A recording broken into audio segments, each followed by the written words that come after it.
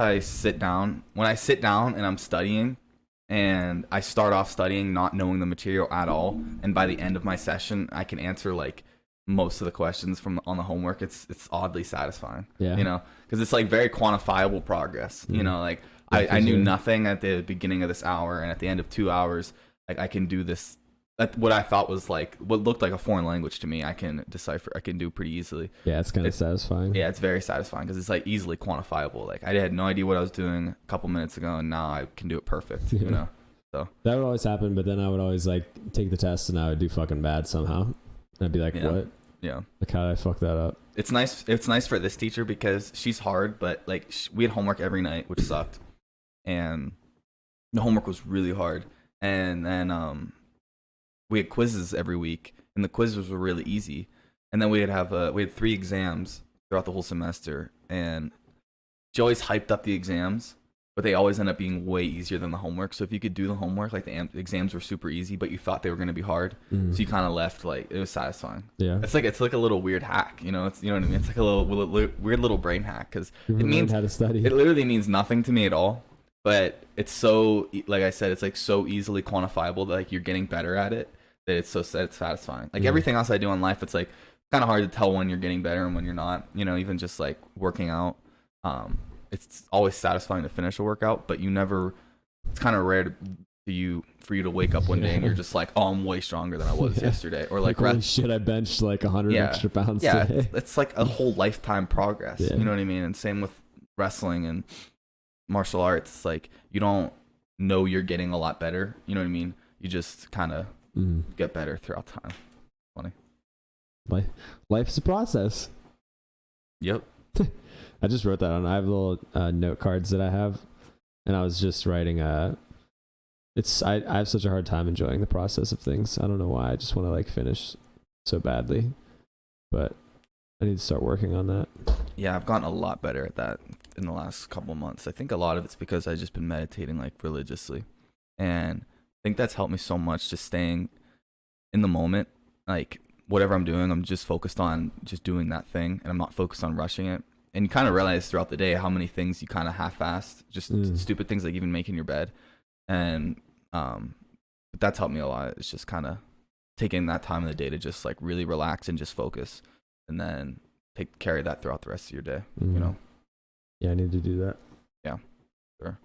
And it's weird too because that's another thing that like you get better at it. Like you get better at meditating and like focusing on things. You can get better at. And it's a weird thing because it's like something in your mind that it's not talked about ever. But you can easily get better at like being focused, and like if you want to start enjoying the process of things more, like that's something that can actually happen. You know. Yeah, people don't really. It's because we don't think of our brain as actually like a muscle. Yeah. We see it as like this like predetermined way that we see everything, because that's how it's designed. It's like trying to protect itself by basically hiding all the things that we fear. So it's like, and it's so good at it that you don't even realize that the things that you like really give a shit about are some things that you've never even questioned in your life before. Like there's this quote that's like, I always say it, I always fuck it up. It's like, we question everything about ourselves except for the things that we actually believe. We never question any of those things. Like there's things that we always question, like, oh, you know, did I wrestle good today? Like what XYZ, all these things that are like obvious, but you never ask yourself like a question about yourself that you never even asked before because you just assumed that it was true. For like trading, like I trade, like this is just a dumb example, but I just came up with this like last Friday. I trade, a day trade. So like I'm in and out every day, like trying to make money on like within like 5 minutes of the trade, right? And I was just thinking, like, for the last like 2 years I've been trying to do that, and it's so hard. And I was like, what could I do? And I was like, maybe since I'm such a deep thinker, I can actually trade like a longer time frame, like hold for like a week or something like that. And I never even thought of that because I was trying to think like, what's something that I don't question about trading, because I just assume that it's true. I always assume that like I should just day trade like in and out the same day. But I was like, maybe I should hold for like a week. That's just like a dumb example. But yeah, it's fun whenever you have something that you're passionate about. It's fun to sit down and think like where you're lacking and where you're what you're doing good at. You know, like for me for wrestling, it's fun because I'm brutally honest with myself, and I know that for sure. So I can be like my own coach in a way, you know. Like here's an example. Like I never really thought of some, like in the process of me becoming a national champion, I never really thought that being stronger was part of that. Like I had to get stronger from where I am right now. Like I never thought that me and a national champion were like that would make a difference of strength. And then I started wrestling my partner that I wrestle every day, Nate Smith, and he's number 2 in the country right now, and he's doing really well. And I'm like, oh, I need to be stronger. Like I can tell, like he's stronger than me, and like certain areas that. So now I focus more on. Like I'm not like when I'm scheduling my workouts, I'm making sure that I'm getting in more lifts. Like if I'm doing circuits, if I do like a circuit in the morning, maybe instead of doing like a cardio circuit, I'll make sure to get stronger, you know. So yeah, it's fun to really sit down and think, you know, especially when you actually enjoy the thing, you know. So yeah, for sure. Shout out Nate, being strong. That's cool. Yeah. It's funny that no matter what you're good at, someone's always gonna just humble you.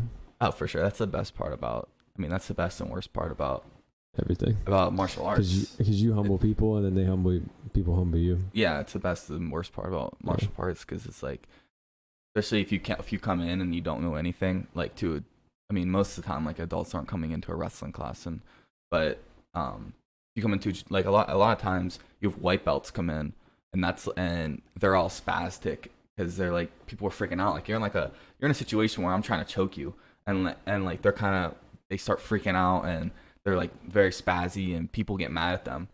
And they don't get mad at, like, but they're just like, it's kind of annoying sometimes to roll with a white belt in jiu-jitsu, because they like I said, like they're not used to this kind of they're not used to like combat situations. Like you take someone that's never been in that kind of situation, you start choking them, they start freaking out. So it's a weird thing to see, you know. It's like people have to understand in that gym that like kind of have to like let them progress, and you have to let them be spazzy to like try to help them control themselves, you know. That's funny. Yeah, it is like a weird situation to be in. Like someone's all of a sudden your arm's behind your head, and it's getting like twisted in half, and you're about to break your shoulder if you don't tap. But it's like an ego thing. It's like, you know, fuck this guy, I don't want to tap. But you don't understand that That's guy funny. Has literally been training for 15 years to get you in this situation where you're about to tap, but you don't want to tap because, you know, you're new to the thing. Yeah. That's funny. Yeah, it's funny. That'd be so humbling. Yeah, it's humbling right away. You think you're something, and then you realize right away you're not. You know what I mean? Yeah. Especially I guess just for that sport, but especially for white belts, you know. Yeah. Like you kind of have in your mind, like, oh, I'm athletic, like I'm tough. Yeah, and then you go in, and there's just like this scrawny kid with like, you know, a lot of jiu-jitsu people, a lot of guys that are really good at jiu-jitsu have skinny legs, and there's all of a sudden your freaking head's in the mat. That's funny. And his arms around your neck. Yeah. BG, Brittany Griner. I have an interesting question. So, she got released from Russia. She served 290 days out of 300, or she was supposed to be there for 3 years. She did 6 months. Yeah, and she was there for 290 days, and then she obviously gets swapped for a guy that served 11 years out of a 25-year sentence. I think his name was like Victor Bout, something like that, and he got swapped. So Russia took him. We took Brittany Griner. But the problem is, there's this dude, Paul. What's his name? Paul something. I forget, but I know you're talking about. Yeah, he's in Russia. Jimmy, can you look up serving his name? up. He was in Russia, serving 4 years of an 11-year sentence, where he was like accused of being a spy, and the U.S. has denied it, and so has he. And he's been there for 4 years. Brittany Griner's been there for less than one. Paul Whelan. Yep.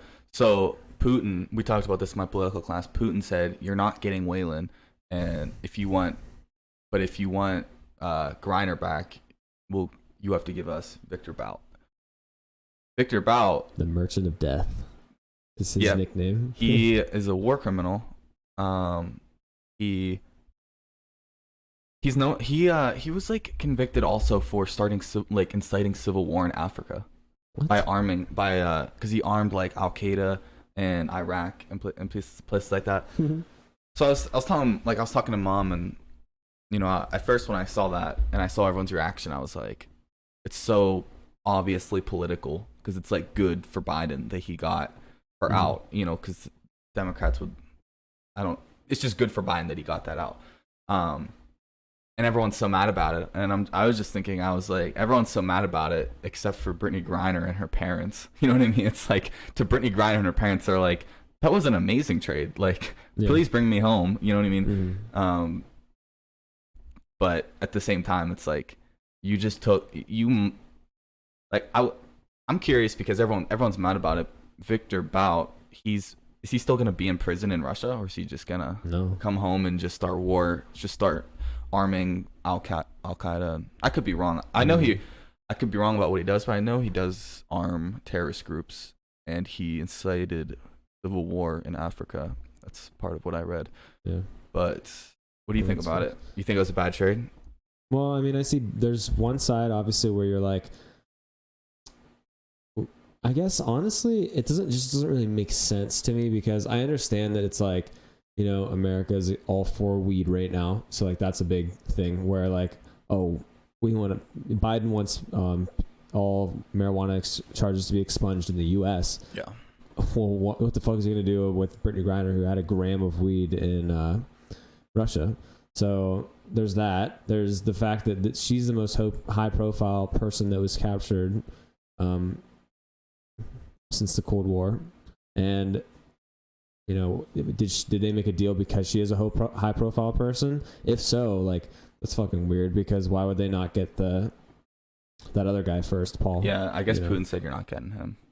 Yeah, because they think he's a spy. Obviously, being a spy is worse than like, having a little bit of weed, but still. Yeah, but the problem my honest opinion is I think that it was a bad move. Well, the reason why is because what if countries now start kidnapping U.S. people? Like, imagine someone goes to Russia from the U.S. and they start kidnapping them, and they're like, well, they had weed, and then the guy from the U.S. is like, no, we didn't. And Russia's like, don't fucking care. Yeah, people don't understand that they can do that. Like, foreign countries, they don't have like doing that. Yeah, like, people don't understand that is a very possible thing. That like, oh, they're not going to do that. But that's like, not every country has a checks and balances system that we have, and like, they don't. I mean, we're still very corrupt, but other countries, it's. You speak out about the government and you're on some kind of list. You know what I mean? Yeah. And in America, you have 13-year-olds in America tweeting like, "Fuck Joe Biden," or Donald Trump. I say "fuck China" all the time in my day trading videos, and I'm always like, I can never go to fucking China, bro. No, because I'm scared. Because I feel like they have me on a list. Probably not, but I say "fuck China" all the time. Like, I don't. We were talking about in my class that Biden as a president he has an institutional responsibility and to the United States of America to make the best decisions for the country as a president, but then he also has a political responsibility to like his constituents that got him in that position. Like, he has to satisfy their wants and needs, like, as him being the president. And for some reason, no one, when he asked about like what's Griner's situation, then what would you say about Griner? The professor was asking like, what would you say that about Biden? And no one wanted to answer, so I was just like, oh, I'll just answer. And I was like, institutionally, I think it's a very bad move, like, for the country. I think it's a weird thing to trade her for him, like for the reasons we just said. But politically, it's probably a great move, because all of the headlines you're gonna see is,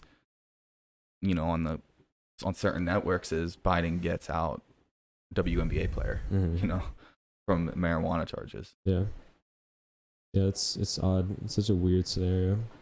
I heard Shane Gillis. He was like, he said, Shane Gillis. Mm-hmm. He's like, you could tell that like Putin did like no fucking research whatsoever on America, because he's like, let's get their feminist WNBA leader, and like everyone in America's like, we don't fucking care about the WNBA. Take the whole league, bro. Yeah. Like, we don't give a shit. Yeah.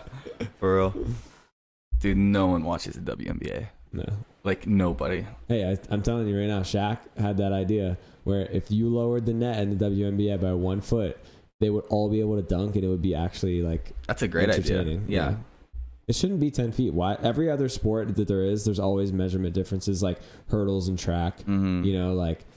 Yeah, that's a great idea. I want to like see some girls dunking on each other and like throwing down. You know what I mean? It'd be fucking sick. Yeah. What's their scores at the end of the game? Like 12-5. I'm just kidding. Dude, Brittany Griner is a fucking beast. Oh yeah, she's yeah. She's like 6'8". Yeah. And she literally is the voice of a male. Dude, it's wild. Yeah, they we always talk about how it's crazy that they want to do like girls versus males in professional sports. But it's funny because like Brittany Griner she's way more of a man than like you are. Jokes. She's almost as manly. No, I was about to say, Cooper rolls around with men in his fucking tights, and he's telling me that I'm not a man enough. Brittany Griner probably was. Shimmy said we had to add some personality to this. I'm just trying to get things moving. We can't always be philosophical. What should we do? Should we do this little? That was a win for the Shimmy? That was a W for the woman right there, right, Shimmy? That was a W for. I don't know. Just shut up. Is there any current events you want to talk about? Yeah. What else? I don't know. Current events. There's some family controversy going on. Are we going to Baltimore or not? We have Christmas together every year as a family. Don't say anything that I'm gonna have to like cut out or delete because I hate doing that stuff. And my sister lives in Baltimore. My other sister lives in New Jersey. We live in Pennsylvania. And we want to go to Baltimore to be with the whole family because my sister is in Johns Hopkins Medical School and she's trying to, she's going to be working on Christmas Day at like 6:00. So she can't come the whole way here to Pennsylvania. So she's saving lives. Yeah. So we want to go there, and we need to get our other sister to on go board. with us. And she has to drive 5 hours to get here first, then 3 hours to go to Baltimore. So like that sucks because she has to drive so far. But that does suck. For the sake of everyone being together, I really hope she does it though. She will. Yeah. She definitely will. Mom brought up a good point. She was like, Delainey's one of those people who just doesn't commit immediately. She'll commit like right at the end.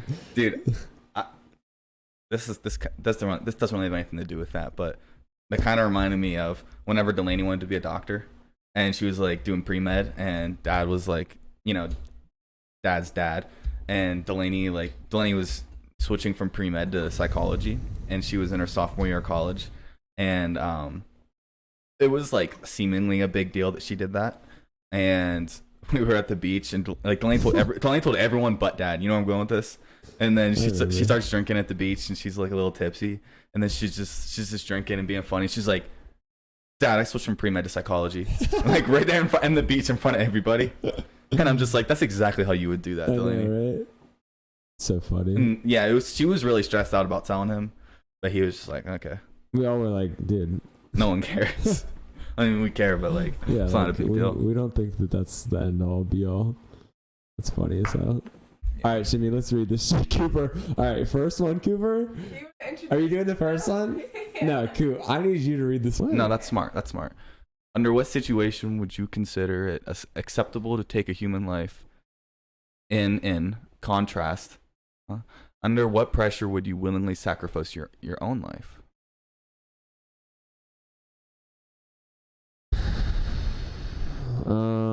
When would I take a human life? I think honestly it's hard because the easy answer is like, I'll take a human life if they took a life first.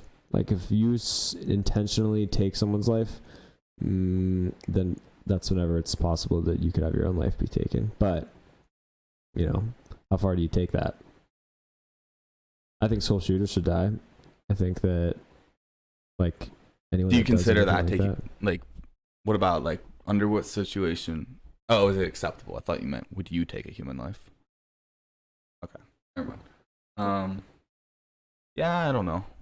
Death penalty is messy to me, but I think a school shooter should probably be turned off too. And turned off. Under what pressure would you willingly sacrifice your own life? Under what pressure? Well, if they said, I'm going to shoot one of your family members or I'm going to shoot you, I would say shoot me. I don't really know where else I would have to sacrifice my own life. Nothing really else that I could think of. I mean, I would put myself in a situation where where I'm likely to die if it meant like saving my family. Or yeah, that's like the easy answer. I feel like maybe, what if it was like you're in Las Vegas whenever that shooter is in the hotel and like you saw someone like in the middle of the crossfire and they were like just kind of like hit already and you had to like pull them away.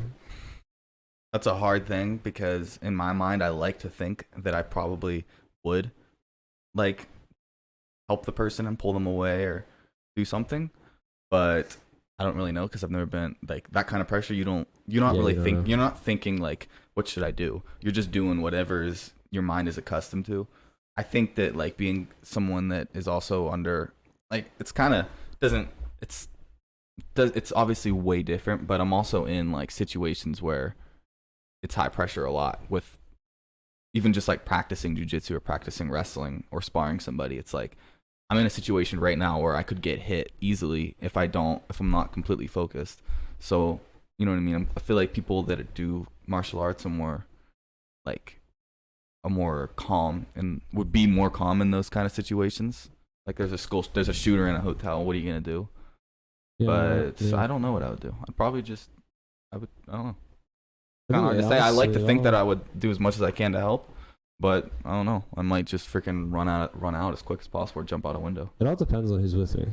If I'm alone, I probably would try to help because I don't know. I feel like if you saw someone I fucking help a goddamn bug whenever I see it like hurting. Yeah. So I would definitely help a human being for sure if I was alone. Yeah. If I was with Shimmy or my girlfriend or like someone that I love, I'm making sure we get the fuck out of there first. For sure. Like, I'm not going to help anyone and leaving the person that I love more than that person who's dying. Sorry, but I'm not going to leave that person. Yeah, I'm definitely getting whoever I'm with, I'm getting them out first. Yeah. I'm probably not going back. You're probably not. Once you get out. Obviously, they got hurt. Then I'm fucking staying there until I'm either dead or fucking saving their life. So. Yeah. I don't know. It's such a hard thing to answer. But. All right, next one, Shimmy. What is your idea of happiness? Is this a person? I was just about to read that. Who sent you? Let's just read the replies. They're probably way better. Yeah, let's see some more. Ooh. I'm home, brother. It's been 5 years. Yeah, that's not good. My idea of happiness, pretty much what I'm doing right now. I mean, I have something that I'm passionate about that I can do every day happily, which is wrestling. I have a lot of people around me that love me. I have my dog, which is endless love, and just pretty much just like doing things I enjoy and. You know, someday hopefully I can find something that I really enjoy that also makes me money, and I just go with that. You know, just doing things I enjoy and just trying to there's some kind of satisfaction. There's like a human satisfaction that you have to fulfill when it's like in terms of doing things. You can't just not do anything and be happy, probably. At least for me. Yeah, so 100%. I have to have something that like I'm working towards like wrestling, and I enjoy doing it every day. So it's probably my idea, and having people around me that I love and that love me, and you know, having good conversations with people, hanging out with your friends, balance, all that stuff. Yeah, that's pretty much what I was gonna say. I need like 4 things. First one's passion, like you said. I need to have a goal and like something to do every day.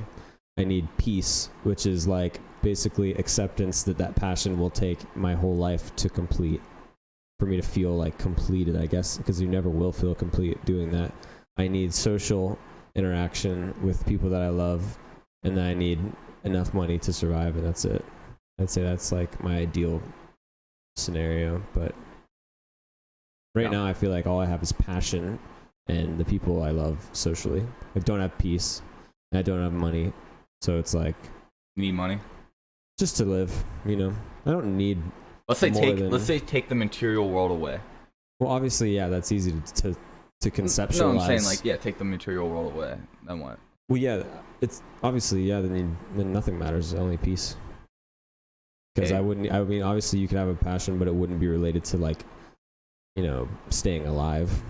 Because that's what I mean by, like, I can have a passion, but if it doesn't feed me and I can't live because I'm going to starve to death, that's.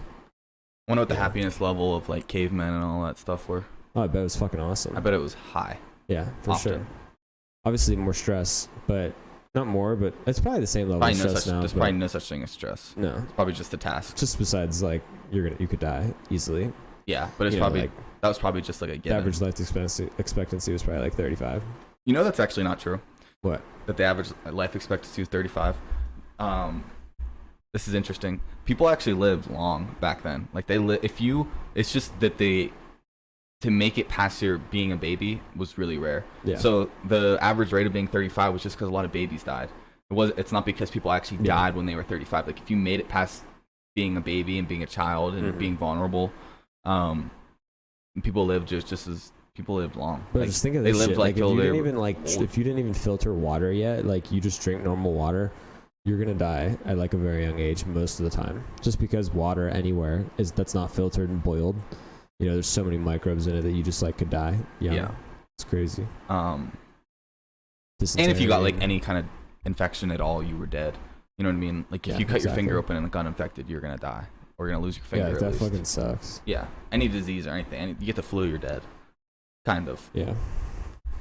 Was that it, Jimmy? Well, that was fun. I like that.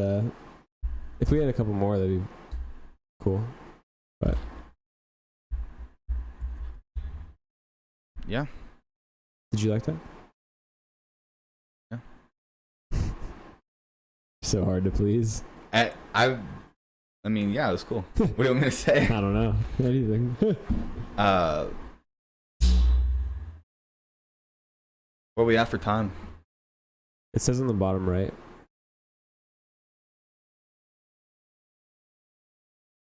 Oh. I was gonna compete today. I was gonna go to a wrestling tournament today, but I hurt my knee, and it was like this, and it popped, and it didn't hurt in the moment, but right after it hurt pretty bad. I mean, it's okay now. Like I definitely could have wrestled, but it's weird because like sometimes when you're doing things, you can feel like you're actually getting better. Like you could I feel like right now with where I'm at in wrestling, like I can actually feel myself getting better and like starting to figure things out.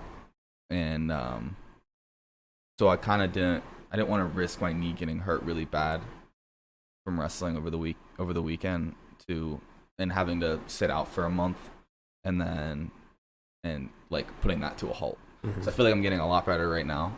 Like I feel it in every practice, but yeah, I was just talking to Mom. I was like, I don't know, like my knee hurts pretty bad, but it's like definitely okay to wrestle, but also in 5 matches against quality opponents, it's bound to get hurt eventually, you know.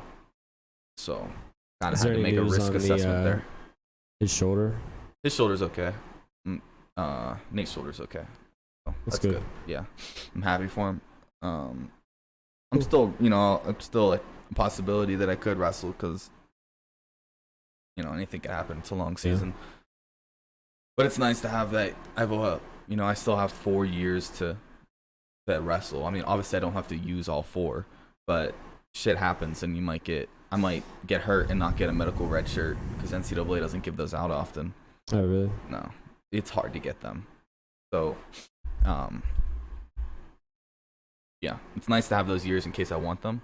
But like I was even talking, my coach doesn't expect me to use all of them, But it's nice to have them if I want them, or if something happens, Mm-hmm. Yeah, that's a lot of time in college. Yeah. Yeah, I don't really think about it too much. Like I it doesn't really do me any good to think like, oh, being in 3 college for years 4 from months. now, yeah. Yeah, it doesn't even do me any good. So I'm just kind of focused on just getting better right now and finding good partners and doing everything I can and, you know, take care of itself. I might be done after 4. I might be done after 5 years. Like like I might be done 2 years from now. I might be done 3 years from now, or I might take all 4. But Yeah. I'm not really stressed. I try not to stress about it or even just think about it because I can't control it anyway. Yeah. That's good. Yep. What else is there? Anything else? You got anything to say? Nope. Just been fucking getting ready for Christmas, bro. I'm excited. Dude, oh yeah, I wanted to say on too, talk about Christmas being kind of a shitty holiday for people, you know? For most people that For me, aren't wealthy. great. Like the best time of the year. But for what percent of people in the world, people in America are considered like low income? Like what's like the lower class, you know what I'm saying, percentage? Because for them, this sucks. And for the parents, this sucks. Because they got to get the kids something. And 11.6%, which is also 38 million people. so for roughly 38 million people, this time of year sucks. Because they got to get their kids something. Because, you know, their kids probably going to a public school. And they don't the kids don't really maybe understand that their parents don't make a lot of money. And now there's a lot of pressure on the parents to get them something. And they're already barely making payment, you know, for their bills. And you don't want your kid to go back to public school. How are you supposed to spend? You know, most people, let's say you're a single mom and you have one kid. Well, for you to live every month is probably at least like in a decent area, I'd say on the super low side, $2,000. That'd be like crazy frugal. And then how are you supposed to like get your kid more than, you're probably making, let's say, $30,000 a year, $25,000 after taxes. That's $2,000 a month you could spend, literally, exactly. Yeah. So how are you supposed to go to Christmas and like spend your normal living amount of money plus extra on top of that for like your kid? I don't get it. Yeah, it's kind of funny because it's kind of based off of like it's based off of either Catholicism or Christianity, one of the two. Based off the fucking stars. Yeah, I mean, it's based off of a dude coming down your chimney, and I don't really know the religion behind it. It's about the Bible. Yeah, so it's all related. It's about something that literally like no one celebrates. Like, I mean, no one, like, it's not no one, but it's pretty rare for people to like be like very consistent with their religion. You know what I mean? Like people that are Catholic and Christians, it's very rare for them to be completely consistent with their religion throughout their whole life. Like not having sex until marriage, like all those things. But then everyone celebrates Christmas, which is part of their religion. It's kind of funny. Yeah, it is weird. And it puts a huge stressor on a lot of parents. I mean, even my mom is so stressed out right now, and you know, they we don't even expect anything. I mean, we do now because she's so good at it. Like she's so good at getting things things that mean something to us. But yeah, it'd be cool if the whole entire culture was flipped on its head and like the whole idea of Christmas was to like do something that was not consumerism based. Like obviously the reason why it's like get a toy, get whatever you want for Christmas, whatever. It's based in America and that's consumerism. Like we're gonna go spend money at like Best Buy, fucking Walmart, all this shit. But what if the holiday was more based, I guess the only way that this would work is if it was in the religion, but what if every Christmas, like the whole idea was you have to make a meal for a party for just your family, and the meal has to be like the best thing you've ever cooked, like every year. Or like just something stupid, you know what I mean? Yeah. Like imagine if each of us had to cook something really good and like for the whole table, and then we just had like a huge feast, like dinner where we like fasted for 2 days, or you know, just something dumb like that. Like that could be, you know, Christmas in another culture, but obviously in America we want to have toys and shit, so we fucking spend money like that on stuff that just disappears in 3 years. Yeah, I mean, especially when you're a little kid. Yeah. Like I was at Walmart today, and I was thinking about what I could get for you guys, and I was like, it'd be so easy if you were 3, because I could just grab anything off this toy aisle. I know. You know what I mean? But when they get to like, when kids get to it's kind of funny too, because like when they get to the age like 13, it starts getting hard, and that's when they start caring about what they're getting too. Yeah. You know what I mean? And that's like the worst time to be a low income parent, is when your kid is like True. in middle school and early high school, because they really care about what they're getting. And it's hard to know what you're gonna get for them. They really care about what they're getting, and it's more expensive. You know what I mean? Yeah, for sure. But if your Yeah, kid's like 8, they don't care what they're getting. You can't spend less than like $200 on a person. Like if you're a mom. Yeah, I can. Well, yeah, obviously.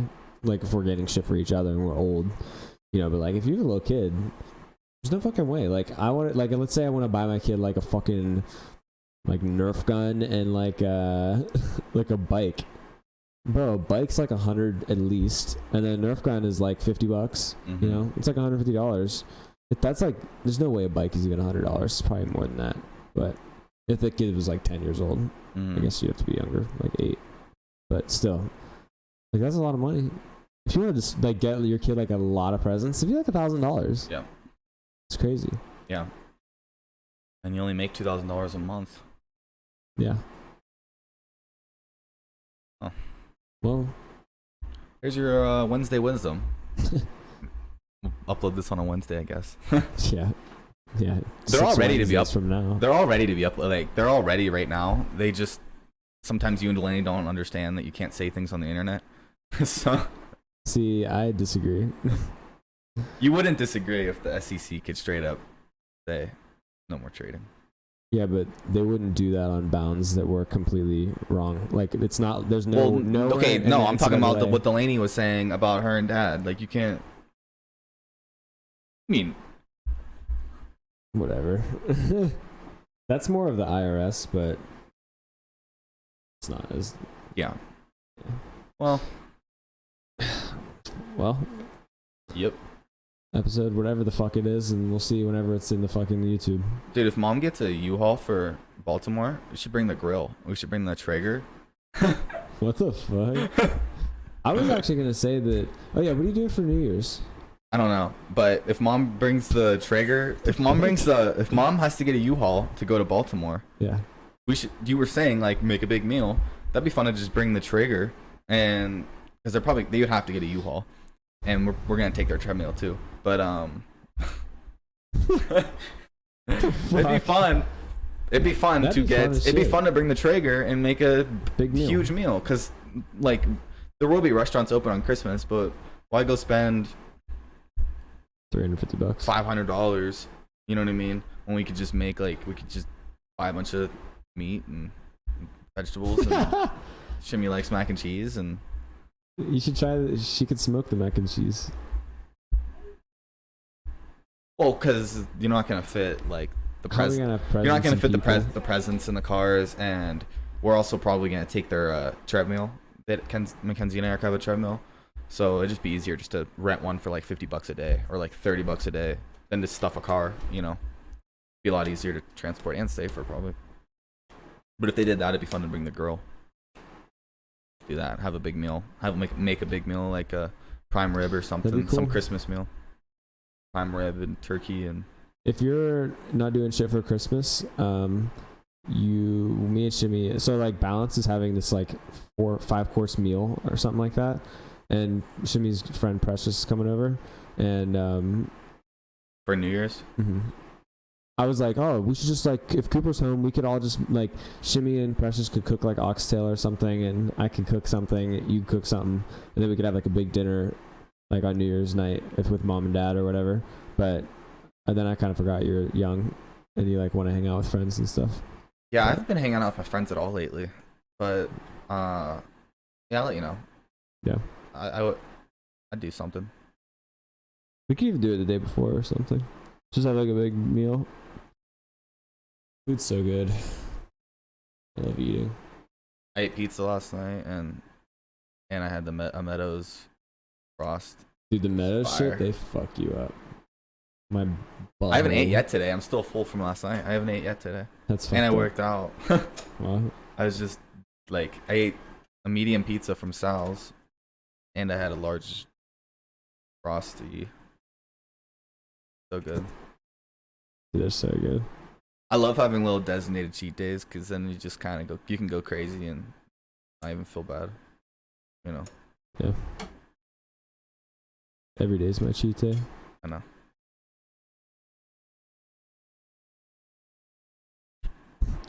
Love you guys. Shimmy, cut this shit right now.